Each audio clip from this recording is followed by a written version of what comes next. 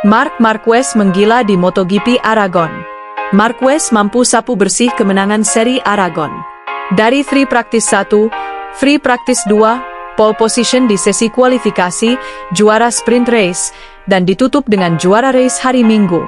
Tidak hanya itu, Marquez mampu memecahkan lap time record saat balapan sisa 3 lap saja.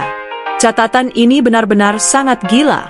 Bahkan seorang Valentino Rossi pun dulu tidak mampu melakukan hal gila seperti ini. Lantas, apa yang membuat Marc Marquez sangat kuat pada MotoGP 2025? Simak video ini sampai selesai.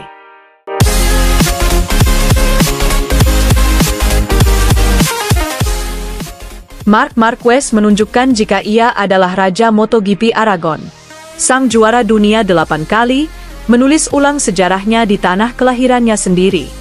Bukan hanya sebagai pemenang di sprint dan balapan race MotoGP Aragon 2025, tetapi sebagai seorang pejuang sejati yang kembali bangkit dari jurang keterpurukan untuk berdiri lagi di puncak kemenangan. Di bawah langit biru sirkuit Aragon dan terik sang surya yang membakar sirkuit Motorland Aragon, puluhan ribu pasang mata menyaksikan kebangkitan Marc Marquez yang sesungguhnya. Suara knalpot meraung, jantung penonton berdegup kencang, dan di antara deretan pembalap tercepat dunia, Marquez menunjukkan bahwa ialah sang raja MotoGP sejati. Ia juga mampu menunjukkan bahwa darah juara tidak pernah benar-benar memudar darinya. Ketika start dimulai, Marquez langsung menunjukkan agresivitas khasnya.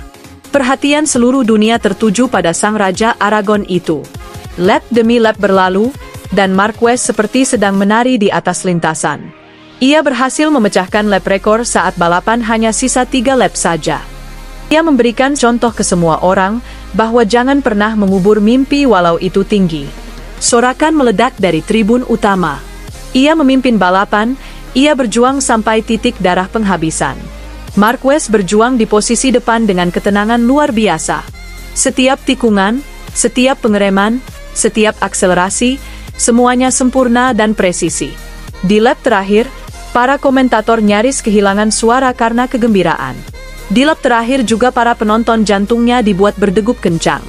Dan ketika bendera kotak-kotak dikibarkan, Marc Marquez melintasi garis finish pertama dan mampu memenangi sirkuit di tanah kelahirannya sendiri.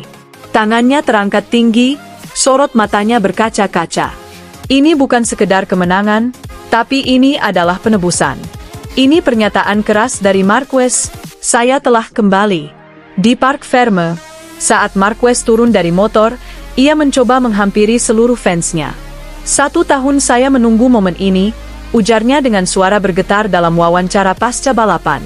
Saya tidak pernah menyerah, saya tidak pernah berhenti percaya.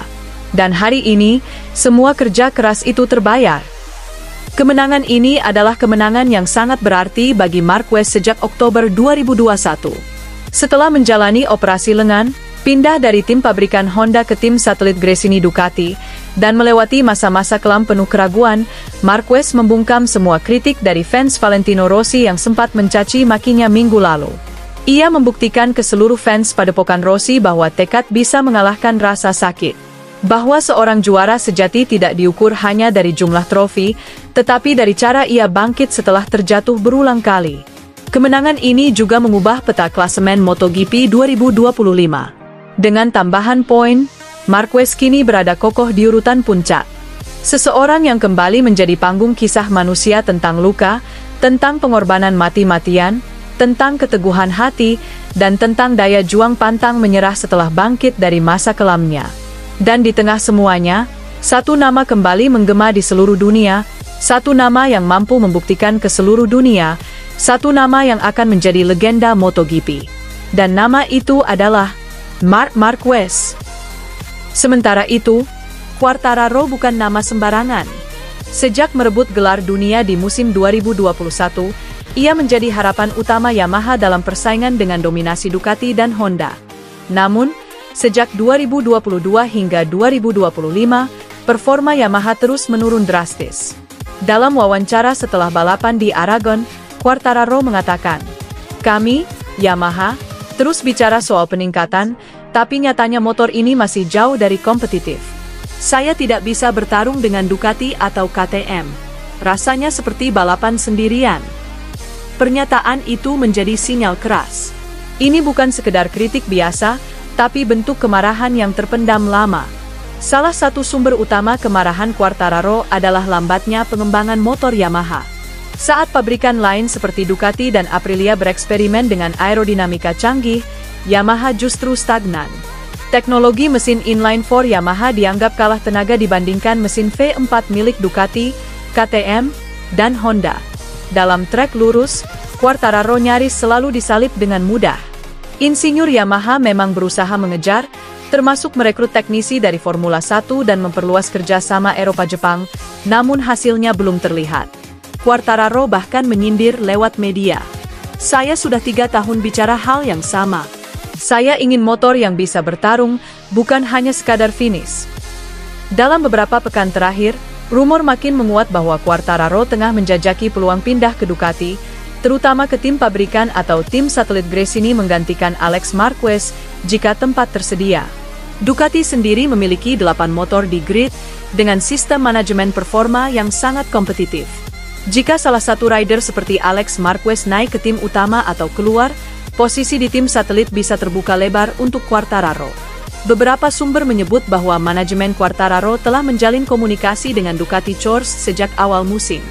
Bahkan, dalam Grand Prix di Inggris minggu lalu, Quartararo terlihat bertemu secara informal dengan salah satu petinggi Ducati di paddock. Apakah ini hanya kebetulan? Atau sinyal kuat? Wilco Zellenberg, manajer tim Yamaha saat ini, mengakui bahwa situasi dengan Quartararo tidak ideal. Namun ia membantah bahwa hubungan sudah memburuk. "Kami tahu Fabio frustasi, dan kami juga frustasi. Tapi kami sedang bekerja keras. Masih ada waktu untuk membalikkan keadaan." Masalah Yamaha bukan hanya soal motor, tapi juga soal filosofi kerja yang dianggap terlalu lambat beradaptasi.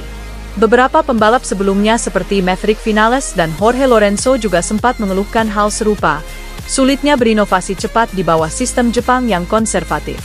Kini, Quartararo seolah menghadapi dilema, loyalitas terhadap tim yang membesarkan namanya, atau kesempatan baru di tim yang lebih menjanjikan masa depan?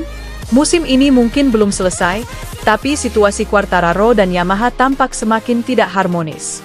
Di balik senyum tipisnya di depan kamera, ada kekecewaan yang makin dalam. Jika Yamaha gagal menunjukkan kemajuan signifikan di paruh musim kedua, bukan tidak mungkin kita akan melihat Fabio Quartararo meninggalkan biru Yamaha dan beralih ke merah Ducati. Dan jika itu terjadi, MotoGP akan menyaksikan sebuah perpisahan emosional antara sang juara dan tim yang tak lagi mampu mengimbangi ambisinya. Di dunia balap, kesetiaan hanya bertahan selama kemenangan masih terasa.